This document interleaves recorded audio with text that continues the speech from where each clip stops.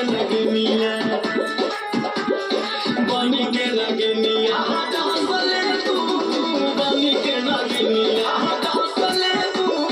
बनी के लगनिया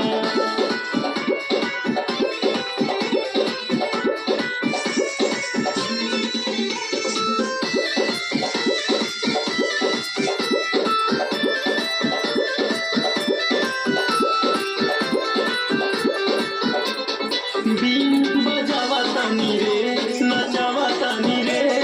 हाई हम सपेरा हंसावा तानी रे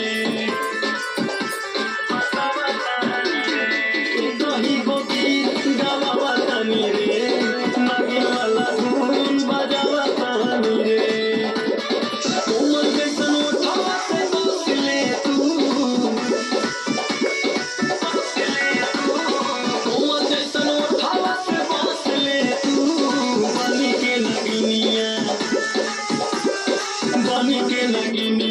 डांसले तू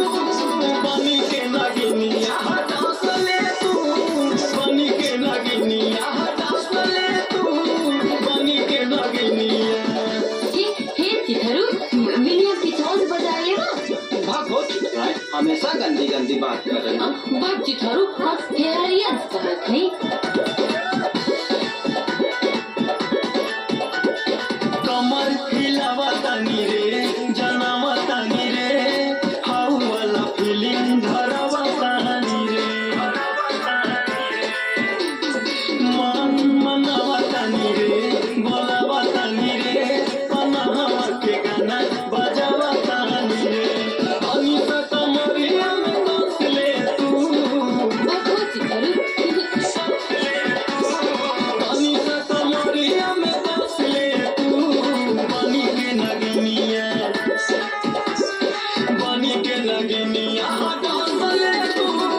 बनी के लगनिया डांसले तू बनी के लगनिया भागो चिथरू गुरमराइया देखत हवन। चला घर में सब